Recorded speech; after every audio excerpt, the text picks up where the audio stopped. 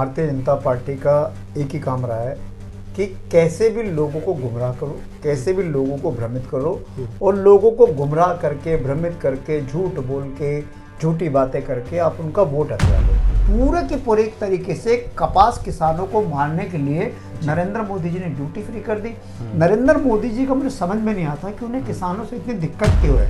आज दिल्ली का हर वर्ग त्रस्त है भारतीय जनता पार्टी से, क्योंकि भारतीय जनता पार्टी ने जो वायदे दिल्ली के लोगों से करे थे उनमें से कोई भी वायदा पूरा नहीं करा। बीजेपी के लोग सिर्फ नौटंकी करने में माहिर है। देश के किसानों के ऊपर मोदी सरकार के राज में बहुत ज़्यादा अत्याचार हुआ। 2014 में जब से नरेंद्र मोदी जी की सरकार देश में बनी है, तब से ऐसी विचारधारा जो देश को बांटने वाली विचारधारा है, जो धर्म को बांटने वाली विचारधारा है, जो समाज को बांटने वाली विचारधारा है, इस विचारधारा को बढ़ावा दिया जा रहा है, इस विचारधारा को आगे बढ़ाया जा रहा है।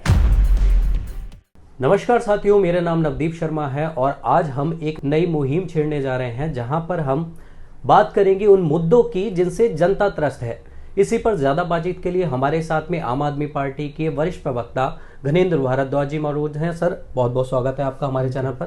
सर, क्या कहेंगे अभी जो दिल्ली में चीजें हो रही हैं, AQI पर जो आपका अगर प्रदूषण की बात करें तो वो बेहद निचले स्तर पर है, कम दिखाता है, लेकिन जो चीजें हैं वो कहीं ना कहीं जमीनी स्तर पर कुछ और दिखाई देती हैं। वहीं अब रेखा गुप्ता भी इस समर्थन में आई हैं कि फायर क्रैकर्स जो हैं, ग्रीन फायर क्रैकर्स जो हैं, उनका अब समर्थन करते हुए आ रही हैं। तो क्या लगता है, अब क्या दिल्ली की आबो हवा चेंज होगी? देखिए, भारतीय जनता पार्टी का एक ही काम रहा है कि कैसे भी लोगों को गुमराह करो, कैसे भी लोगों को भ्रमित करो और लोगों को गुमराह करके, भ्रमित करके, झूठ बोल के, झूठी बातें करके आप उनका वोट हथिया लो। और वोट हथियाने के बाद जब सरकार बन जाती है तब भारतीय जनता पार्टी इन सब चीज़ों को भूल जाती है। दिल्ली विधानसभा चुनाव से पहले भी बीजेपी ने बड़ी बड़ी बातें करी थी। अमित शाह साहब ने कहा, मोदी जी ने कहा कि हमारी सरकार आएगी, हम अगले महीने से 2,500 रुपये हर महिला के खाते में देने शुरू कर देंगे, 300 यूनिट बिजली फ्री दे देंगे, 5 रुपये में अटल कैंटीन में भोजन कराएंगे, हम दिल्ली की आबो हवा चेंज कर देंगे, हम जमुना जी साफ कर देंगे। आज भी देखिए छठ आ रहा है, कुछ दिन बाद छठ का त्योहार है। आज देखिए आप कालिंदी कुंज ब्याज पे जब मर्जी चले जाइए, आपको झाग वाली जमुना नजर आएगी। भारतीय जनता पार्टी को दिखाई नहीं देगी क्योंकि उनकी आंखों के आगे पर्दा लगा हुआ है। उनको आई ब्लाइंडनेस हो चुकी है, उनको नजर नहीं आएगी, लेकिन मीडिया को नजर आ रही है, दिल्ली के लोगों को नजर आ रही है, हमें नजर आ रही है। आज भी जमुना प्रदूषित है। आज भी दिल्ली के अंदर बीजेपी की सरकार जब से बनी है, दिल्ली के अंदर आपने देखा बड़े बड़े पावर कट लग रहे हैं। पहले 24 घंटे बिजली आती थी, किसी आदमी को 300 यूनिट बिजली फ्री नहीं मिल रही। यहाँ तक कि जो बुजुर्गों की पेंशन है उसे भी रोक दिया गया है, वो भी नहीं बन पा रही। और जो भारतीय जनता पार्टी ने कहा था 2,500 रुपये छोड़ो, जिन लोगों की पेंशन चल रही थी, ओल्ड एज पेंशन चल रही थी, विधवा पेंशन चल रही थी, उनकी भी पेंशन रोक दी। और दिल्ली के अंदर जिस तरीके से भारतीय जनता पार्टी ने स्कूल माफिया, जो पब्लिक स्कूल माफिया हैं, उनको शेल्टर करने के लिए बाकायदा कानून लेके आ गए। अब दिल्ली के अंदर आपने देखा कि पेरेंट्स ने DPS के स्कूल के पेरेंट्स रहे हो या कहीं से रहे हो, एकदम से प्राइवेट स्कूलों ने अनाप शनाप फीस बढ़ा दी। 10, 20, 25% हाइक नहीं, 80%, 100%, 200% तक फीस बढ़ा दी गई। और पेरेंट्स चिल्लाते रहे, पेरेंट्स प्रदर्शन करते रहे, लेकिन ना तो मुख्यमंत्री ने सुनी उनकी, ना शिक्षा मंत्री ने सुनी। उल्टा पब्लिक स्कूल माफियाओं को बढ़ावा देने के लिए, उन्हें शेल्टर देने के लिए कानून लेके आ गए। तो आज दिल्ली का हर वर्ग दुखी है, आज दिल्ली का हर वर्ग त्रस्त है भारतीय जनता पार्टी से, क्योंकि भारतीय जनता पार्टी ने जो वायदे दिल्ली के लोगों से करे थे उनमें से कोई भी वायदा पूरा नहीं करा। आपने AQI की बात करी, भारतीय जनता पार्टी के लोग इसमें भी जो है आंकड़ेबाजी का खेल कर रहे हैं। अब AQI को जो सेंस करते हैं, जो सेंसर्स होते हैं जी, ये कहाँ लगा रहे? रिच एरियाज में लगा रहे हैं, जहाँ ऑलरेडी ग्रीन नहीं है। रिच एरिया में, जंगल में, पार्कों में। अरे आप दिल्ली के लोगों को क्यों गुमराह करो? अगर दिल्ली के प्रदूषण में बढ़ रहा है तो उसके लिए सरकार को प्रिवेंटिव एक्शन लेने चाहिए। और हमारी सरकार थी अरविंद केजरीवाल जी की, हम लगातार एक्शन लेते थे, समर एक्शन प्लान बनाते थे, विंटर एक्शन प्लान बनाते थे, उसके हिसाब से चीजें डिसाइड करते थे, ऑड इवन करते थे, हम बाकायदा अवेयरनेस कैंप चलाते थे, हम पेड़ लगाते थे, पौधे लगाते थे, हम सड़कों पे पानी का छिड़काव कराते थे, डस्ट पॉल्यूशन के लिए हमने बाकायदा नियम बनाए, हमने कंस्ट्रक्शन पॉलिसी बनाई, ये सब चीजें करी जिससे दिल्ली का पॉल्यूशन कम हुआ था। 12 साल 11 साल हम लग करते रहे, लेकिन बीजेपी के लोग सिर्फ नौटंकी करने में माहिर हैं। और भारतीय जनता पार्टी के लोग जो हैं वो चाहते हैं कि दिल्ली के अंदर प्रदूषण और बढ़े। अब CM कह रही हैं, अरे जो मामला कोर्ट के अंदर विचाराधीन है, दिल्ली के अंदर पटाखे जलेंगे या नहीं जलेंगे ये सुप्रीम कोर्ट तय करेगा, ये कोर्ट तय करेगा। और कोर्ट की डायरेक्शन जो भी आएगी उसको तो सबको मानना पड़ेगा। लेकिन रेखा गुप्ता जी इस तरीके की क्यों बात कर रहे हैं? सर आज इसी बीच में एक सवाल जो मेरे माइंड में आ रहा है और मैं उसे सबसे पहले प्राथमिकता देना चाहूंगा कि जस्टिस गवई, अभी जो उनके ऊपर एक अमानवीय घटना हुई जहां उन पर जूता उछाला गया एक एडवोकेट के द्वारा, और उनकी वजह जो पीछे उन्होंने बोली कि ये थी कि हिंदू जो भगवान है उनको उन्होंने कुछ उस पर टिप्पणी की थी। अब क्या कोर्ट इससे बचेगा या इससे आदेश बचेंगे या चीजें बचेंगी कि हिंदू मामलों में बोलने से पहले या मुस्लिम मामलों में बोलने से पहले या किसी स्पेशल मामले में बोलने से पहले कोर्ट बचेगा? क्या इसको देख के भी अब फैसले आएंगे, या फिर जो ये मामला जो हुआ है उसका आप लोगों ने भी विरोध किया, खुलकर विरोध किया, और ये क्या इसकी वजह से भी कुछ चीजें चेंज होंगी? देखिए, इससे दुर्भाग्यपूर्ण कुछ भी नहीं हो सकता देश में। जो देश की सबसे बड़ी अदालत है, उसका जो सबसे बड़ा जज है, चीफ जस्टिस ऑफ इंडिया, मुख्य न्यायाधीश भारत के, उनके ऊपर उनकी अदालत में जूता फेंका जाता है। और वो जूता फेंकने वाला जो है एक विचारधारा से संबंधित व्यक्ति है, जो एक आइडियोलॉजी से संबंधित व्यक्ति है। और ये वही आइडियोलॉजी है जिसने महात्मा गांधी को मारा था। ये गोडसे की आइडियोलॉजी के लोग हैं, और इन लोगों को ये बर्दाश्त नहीं हो रहा, आरएसएस से संपर्क, इन लोगों को ये बर्दाश्त नहीं हो रहा कि एक दलित व्यक्ति देश का मुख्य न्यायाधीश कैसे बन गया, चीफ जस्टिस ऑफ इंडिया कैसे बन गया। तो भारतीय जनता पार्टी और संघ की जो दलित मानसिकता, जो दलित विरोधी मानसिकता है, ये उसका एक उदाहरण था।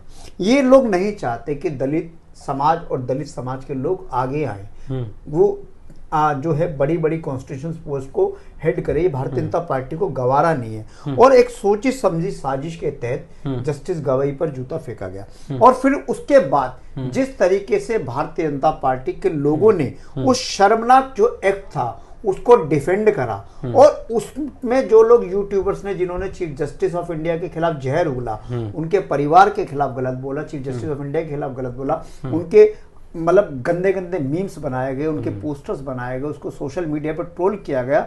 और ऐसे लोगों को बचाने के लिए भारतीय जनता पार्टी के लोग थानों में चले गए, उनको छुड़वाने चले गए। तो पूरा का पूरा एक चीज समझ में आ गई कि बीजेपी के लोग इस चीफ जस्टिस ऑफ इंडिया पे जो जूता फेंका गया, इसके पीछे भारतीय जनता पार्टी थी, आरएसएस के लोग थे। और इनकी मानसिकता है कि दलित व्यक्ति को किस तरीके से दलितों का उत्पीड़न किया जाए। चीफ जस्टिस ऑफ इंडिया के साथ जिस तरह की घटना हुई, किसी भी सरकार ने, भारतीय जनता पार्टी की सरकार चाहती एफआईआर करती। देश के मुख्य न्यायाधीश पे हमला नहीं था, वो देश के मुख्य न्यायाधीश पे जूता नहीं फेंका गया था, वो बाबा साहब अम्बेडकर के संविधान पर जूता फेंका गया था, वो देश की न्याय तंत्र पे जूता फेंका गया था, वो देश के न्याय तंत्र का अपमान था, देश के संविधान का अपमान था, बाबा साहब अम्बेडकर का अपमान था। लेकिन भारतीय जनता पार्टी की सरकार ने कोई एक्शन नहीं लिया, किसी के ऊपर कोई कार्रवाई नहीं करी। और बड़ा दुर्भाग्यपूर्ण ये रहा कि इसमें कांग्रेस की भी ने भी कुछ नहीं करा, कांग्रेस की भी तरफ से कोई स्टेटमेंट नहीं आई, कांग्रेस ने भी इस घटना को कंडेम नहीं करा। और कांग्रेस की भी कई राज्यों में सरकारें, कांग्रेस अगर चाहती, कांग्रेस की सरकारें चाहती तो उन लोगों पे एफआईआर होती, उनकी गिरफ्तारी होती। लेकिन हमारी सरकार ने, पंजाब की सरकार ने, आम आदमी पार्टी की सरकार ने ऐसे जहर उगलने वाले 100 से ज्यादा हैंडलर्स पे हमने एफआईआर करी है। हम किसी को छोड़ेंगे नहीं, क्योंकि ये देश के स्वाभिमान से जुड़ा हुआ मुद्दा है, देश के संविधान से जुड़ा हुआ मुद्दा है। ये दलित विरोधी मानसिकता जो फैलाने वाले लोग हैं, अगर इन पे एक्शन नहीं लिया गया तो इस देश में बहुत बड़ा एक ध्रुवीकरण, ये लोग अब क्योंकि धर्म के नाम पे पहले ध्रुवीकरण करते थे, अब ये कास्ट के नाम पे लोगों को बांटना चाहते हैं। और ये पूरी की पूरी एक आइडियोलॉजी है, इस आइडियोलॉजी से देश को खतरा है। और उसके बाद हमने देखा कि भी हरियाणा के अंदर भारतीय जनता पार्टी की सरकार है, एक आईपीएस ऑफिसर को आत्महत्या के लिए मजबूर किया जाता है। उस आईपीएस अफसर का कसूर पता है क्या था? सिर्फ इतना कसूर था कि वो एक मंदिर में चला गया, एक थाने में एक मंदिर बनवा दिया, एक पुलिस स्टेशन में एक मंदिर बनवा दिया। उसके खिलाफ हरियाणा के जो चीफ सेक्रेटरी हैं, हरियाणा के जो डीजीपी हैं, जो सबसे बड़े पुलिस अफसर हैं, और पूरे का पूरा एक तंत्र जो दलित विरोधी मानसिकता वाले लोग थे, उन्होंने उस आईपीएस ऑफिसर को इतना प्रताड़ित करा कि उसे आत्महत्या के लिए मजबूर होना पड़ा। उसकी बीवी बहुत बड़ी आईएएस अफसर है हरियाणा काडर की, उसने सरकार से गुहार लगाई, उसने गृह मंत्री से गुहार लगाई, उसने मुख्यमंत्री से गुहार लगाई कि मुझे मेरा उत्पीड़न किया जा रहा है, मुझे मानसिक यातनाएं दी जा रही हैं, मेरे साथ गलत हो रहा है, मेरे को जस्टिस चाहिए। लेकिन वो उसकी किसी ने नहीं सुनी, क्योंकि पूरी की पूरी एक आइडियोलॉजी है। और जहां जहां भारतीय जनता पार्टी की सरकारें हैं, वहां उस आइडियोलॉजी को बढ़ावा मिलता है। वो ब्यूरोक्रेट्स हों, वो उनके पॉलिटिकल वॉलंटियर्स हों, वो उनके एक्टिविस्ट हों या उनको फॉलो करने वाले लोग हों, उनको भारतीय जनता पार्टी के लोग और संघ के लोग शय देते हैं कि आप इस तरीके से करो। तो ये जो दलित विरोधी मानसिकता है ये देश के लिए ठीक नहीं है। और 2014 में जब से नरेंद्र मोदी जी की सरकार देश में बनी है तब से ऐसी विचारधारा जो देश को बांटने वाली विचारधारा है, जो धर्म को बांटने वाली विचारधारा है, जो समाज को बांटने वाली विचारधारा है, इस विचारधारा को बढ़ावा दिया जा रहा है, इस विचारधारा को आगे बढ़ाया जा रहा है। ये देश के लिए ठीक नहीं है। देश को बांटने वाली विचारधारा, भाई को आपस में लड़वाने वाली विचारधारा, ये देश के लिए ठीक नहीं है। इसके लिए देश के लोगों को मैदान में आना पड़ेगा, देश के लोगों को मैदान में आने की बात होती है तो गुजरात की बात कर लेते हैं। किसान जो है वहां पर अभी एक तरीके से धरने पर बैठे हुए थे, कपास का अपना एक मूल्य के लेकर, और कपास को किसान अब बहुत सेंसिटिव खेती मानी जाती है वो, उसके बाद वो सड़कों पर उतरते हैं एक सीजन के बाद में, बरसात का सीजन जैसे वो उसके लिए सबसे ज्यादा हानिकारक भी माना जाता है। और उसके बाद में जब आम आदमी पार्टी का एक नेता उनके साथ खड़ा हो जाता है तो उसको बंद कर दिया जाता है और मतलब प्रताड़नाएं भी दी जाती हैं। हालांकि अभी आपके नेता ने, गोपाल राय जी ने, उनको सीधी चेतावनी दी कि वरना कल से हम भी बैठेंगे। तो इससे आप कैसे देखते हैं? देखिए, ये बड़ा दुर्भाग्यपूर्ण है कि देश के किसानों के ऊपर मोदी सरकार के राज में बहुत ज़्यादा अत्याचार हो रहे हैं। और 2014 में हमें याद है कि नरेंद्र मोदी जी ने एक स्लोगन दिया था कि अब नहीं होगा किसानों पर अत्याचार, अब की बार मोदी सरकार। और 2014 में नरेंद्र मोदी ने देश के किसानों से ये वायदा करा था कि आप मेरी सरकार बनाओ, मेरी सरकार बनने के बाद मैं स्वामीनाथन कमीशन की रिपोर्ट्स को लागू करूंगा और देश के सभी किसानों को उनकी लागत जो आएगी उससे 50 गुना मुनाफा देने का मैं कानून बनाऊंगा, गारंटी बनाऊंगा। लेकिन दुर्भाग्य से मोदी सरकार आने के बाद देश के किसानों को सबसे ज्यादा उत्पीड़न हो रहा है। हमने देखा कि 3 काले कानून किसानों के ऊपर लादे गए, जबरदस्ती नरेंद्र मोदी सरकार ने उनके ऊपर लाद दिए। अगर वो 3 काले कानून अगर लागू हो जाते तो इस देश में किसान खत्म हो जाता, किसानी खत्म हो जाती। देश के किसानों की सारी जमीन कुछ कॉर्पोरेट ले लेते और देश के अंदर एक बहुत अजीब सा माहौल बनाते। और वो मोनोपोली करने के बाद इस देश के आम आदमी को एक रोटी के लिए भी बहुत संघर्ष करना पड़ता। लेकिन उन किसानों ने संघर्ष करा नरेंद्र मोदी सरकार के खिलाफ। लगातार 2 साल किसानों का आंदोलन चला और नरेंद्र मोदी की सरकार के चलते 700 से ज्यादा किसानों को अपनी जान गंवानी पड़ी उस आंदोलन में। 700 से ज्यादा किसानों की जान चली गई। उसके बाद नरेंद्र मोदी जी ने 2.5 साल बाद वो 3 काले कानून, कृषि कानून वापस लिए। जब 750 किसानों की जान चली गई, उन किसानों को खालिस्तानी बोला गया, उन किसानों को पाकिस्तानी बोला गया, उन किसान आंदोलन को इन्होंने चाइना स्पॉन्सर बोला। और बाद में जब 700 से ज्यादा किसानों की जान चली गई, इन्होंने काले कानून वापस लिए। तो भारतीय जनता पार्टी की सरकार किसानों के शुरू से खिलाफ रही है। और अरविंद जी ने बोला था इस कपास वाले मुद्दे पे कि एक तरफ तो अमेरिका का राष्ट्रपति और अमेरिका भारत पे 50% टैरिफ लगाता है, दूसरी तरफ मोदी सरकार उदारता दिखाते जो अमेरिका से कपास आता है उसकी ड्यूटी फ्री कर देती है, 0% टैक्स लगाती है। उससे क्या हुआ, अरविंद केजरीवाल जी ने बहुत दिन पहले इस बात को चताया था कि जो अमेरिका से कपास आ रहा है वो सस्ता मिलेगा क्योंकि आपने उस पर ड्यूटी हटा दी, आपने सारे टैक्सेस हटा दिए। अब जो देश का किसान जो कपास बो रहा है वो किसान महंगा खरीद होगा। अब देश के महंगे किसान के महंगे कपास को कोई इंडस्ट्री लेगी नहीं, कोई इंडस्ट्री खरीदेगी नहीं, वो अमेरिका का कपास लेगी क्योंकि अमेरिका का कपास सस्ता है। आज ये गुजरात में जो आंदोलन हो रहा है इसलिए तो हो रहा है कि जो गुजरात का जो किसान जो कपास पैदा कर रहा था उस कपास को कोई खरीदने वाला ही नहीं है। उस कपास को कोई खरीद ही नहीं, ना सरकार खरीद रही है, ना व्यापारी खरीद रहा है, ना इंडस्ट्री खरीद रही है, क्योंकि किसान का को जो है इंडस्ट्रीज को कपास अमेरिका वाला सस्ता मिल रहा है। पूरे के पूरे एक तरीके से कपास किसानों को मारने के लिए नरेंद्र मोदी जी ने ड्यूटी फ्री कर दी। नरेंद्र मोदी जी का मुझे समझ में नहीं आता कि उन्हें किसानों से इतनी दिक्कत क्यों है। और हमारा जब गुजरात में हमारी पार्टी के नेता उस आंदोलन को लीड कर रहे थे, कल रात को 3 बजे ऐसे उठाया जैसे आतंकवादियों को उठाते हैं। अरे किसानों की बात करना इस देश में कोई गुनाह थोड़ी है। किसान की जो कोई बात कर रहा है आप उस पर लाठी चलाओगे, आप उसको जेल भेजोगे, आप उससे आतंकवादियों की तरह ट्रीट करोगे। ये क्या किस तरीके के लोग हैं? देश का किसान होता तब भी समझ में आती। ये तो गुजरात के किसान है, गुजरात से आप हमारा देश के पीएम निकलते हैं, गृह मंत्री निकलते हैं, सब लोग गुजरात से आते हैं और बड़े एक तबका जो व्यापारियों का वहां से आता है। तो उस बीच में ऐसी चीजें वहां पर होनी और वहां का किसान ऐसे भुगतना। देखिए, नरेंद्र मोदी जी ने गुजरात के लोगों को, गुजरात की जनता को हमेशा लूटने का काम करा है, हमेशा उनके उत्पीड़न का काम करा है। और गुजरात को क्योंकि नरेंद्र मोदी जी ने हिंदू मुसलमान में इतना बांट दिया, उस हिंदू मुसलमान में बांटने के बाद नरेंद्र मोदी और अमित शाह ने गुजरात के लोगों को सिर्फ इस्तेमाल करा, उनकी भावनाओं का इस्तेमाल करा है और उनकी भावनाओं को से खेल के, उनके इमोशन से खेल के सरकारें कई कई बार बनाई। गुजरात में पिछले 32-33 साल से बीजेपी की सरकार है, लेकिन आज आप गुजरात चले जाइए, गुजरात की सारी सड़कों की हालत खराब है, गुजरात का किसान भूखा मर रहा है, गुजरात में इंडस्ट्रीज खत्म हो रही है, गुजरात के अंदर भी बिल्कुल वही वाला मॉडल है कि पूरे गुजरात की इकोनॉमी, पूरे गुजरात का सिस्टम सिर्फ और सिर्फ दो लोगों के हाथ में, एक अडानी के हाथ में, एक अंबानी के हाथ में, बाकी सब लोग मर गए।